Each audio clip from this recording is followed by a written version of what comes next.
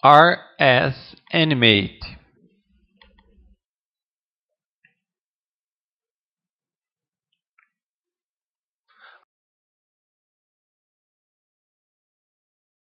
A crise do capitalismo.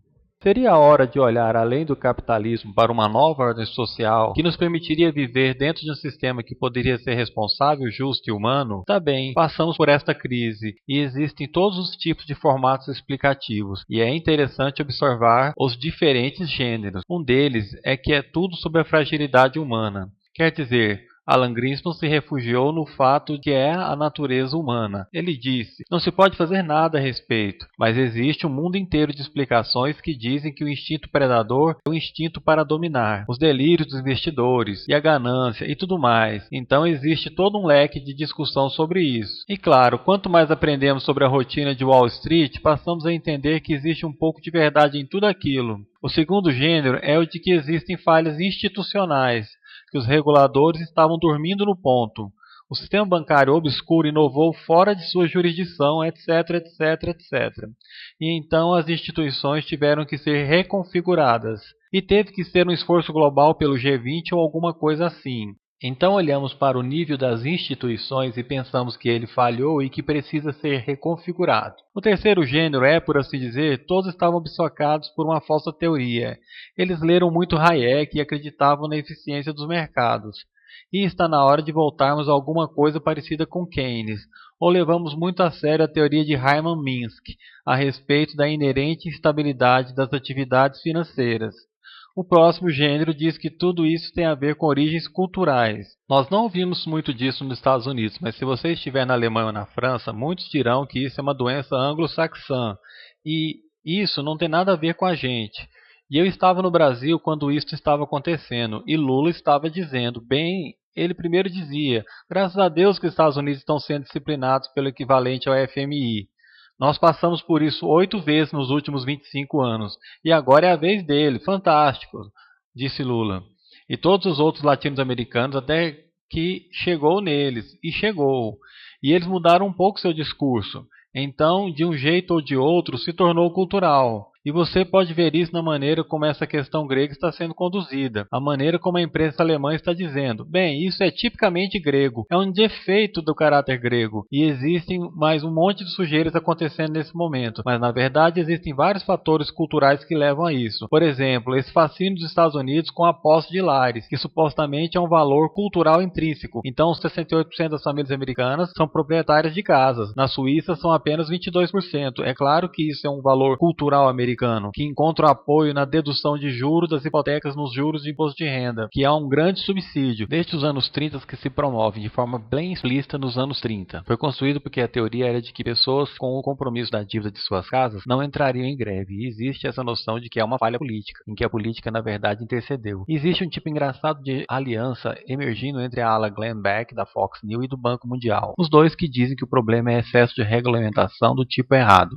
Então existem todos esses modos e todos eles têm uma certa dose de verdade. E os escritores habilidosos vão escolher uma ou outra dessas perspectivas e escrever uma história que na verdade será uma história bem plausível sobre isso. Eu pensei comigo mesmo, bom, que tipo de história plausível posso escrever? Qual delas é nenhuma das anteriores? Que é uma das coisas que eu sempre pensei e não é difícil de fazer, particularmente quando você vem de uma perspectiva marxista. Você sabe, não existem muitas pessoas que tentam fazer essa análise de uma maneira marxista. E eu fui, na verdade, guiado para isso por essa coisa que aconteceu na Escola de Economia de Londres há mais ou menos 1 ano e meio atrás, quando Sua Majestade a Rainha perguntou aos economistas, como vocês não viram que isso ia acontecer? Ela não falou exatamente dessa forma, mas você entendeu, é um sentimento. E eles ficaram bem irritados, e ela na verdade chamou o chefe do Banco da Inglaterra e disse, como foi que você não viu que isso ia acontecer? Então a Academia Britânica promoveu isso, juntou todos esses economistas e eles vieram com essa carta fabulosa para Sua Majestade. E foi na verdade surpreendente, a carta dizia, bem, você sabe, muitas pessoas dedicadas, inteligentes e espertas passaram sua vida trabalhando em aspectos dessa coisa muito seriamente. Mas uma coisa que a gente esqueceu foi o risco sistêmico. Que ela disse o quê? E eles continuaram a falar da política de negação e todo o resto. Então eu pensei, bem, você sabe, risco sistêmico. Posso traduzir isso em um termo marxista. Você está falando sobre as contradições internas da acumulação de capital. E talvez eu deva escrever algo sobre as contradições internas da acumulação de capital e tentar descobrir o papel da crise em toda a história do capitalismo. E o que é específico e especial nessa crise dessa vez? E existem duas maneiras que eu pensei que faria isso. Uma era olhar para o que aconteceu desde os anos 70 até agora. E a tese é que muitas vezes a forma da crise atual é muito dada pela maneira que saímos da última. Que o problema lá atrás, em 1970, era o poder excessivo do trabalho na relação com o capital. Que, portanto, a saída da crise anterior foi disciplinar o trabalho. E nós sabemos como isso foi feito.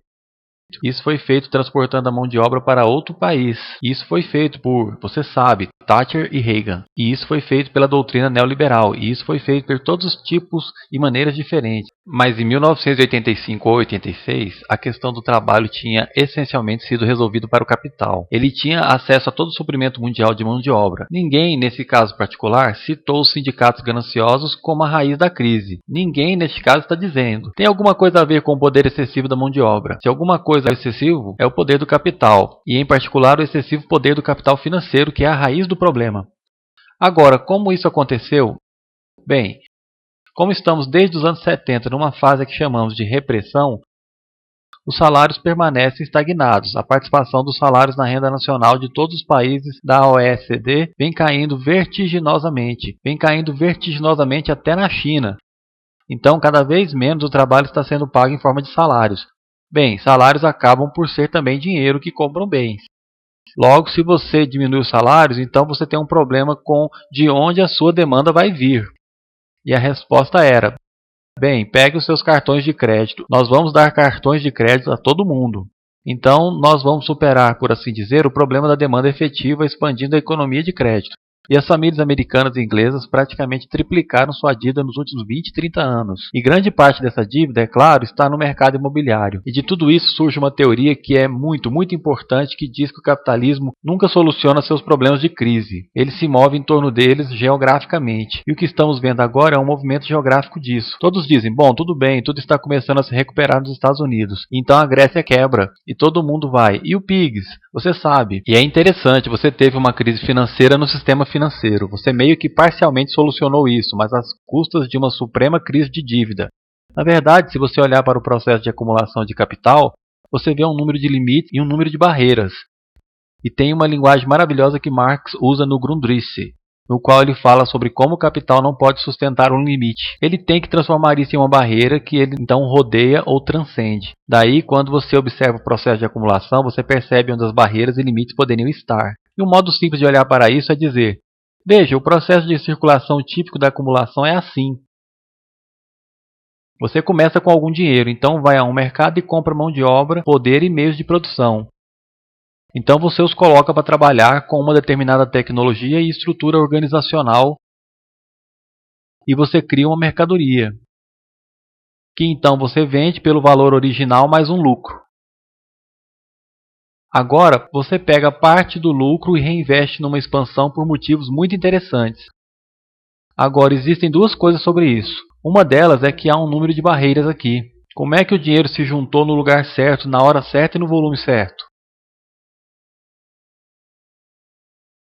Isso leva à engenhosidade financeira. Assim, toda a história do capitalismo tem sido a respeito de inovação financeira. E inovação financeira tem o efeito também de aumentar o poder dos financiadores. E o poder excessivo dos financiadores, às vezes, eles ficam gananciosos, sem dúvidas. E se você observar os lucros financeiros nos Estados Unidos, eles estão em alta depois de 1990. Eles estão subindo assim. Lucros na indústria estão caindo assim. E você vê o desequilíbrio nesse país. Eu acho que a maneira como esse país ficou do lado da cidade de Londres contra a indústria inglesa desde os anos 50 para frente, teve sérias implicações para a economia desse país. Você, na verdade, ferrou a indústria para manter os financiadores felizes.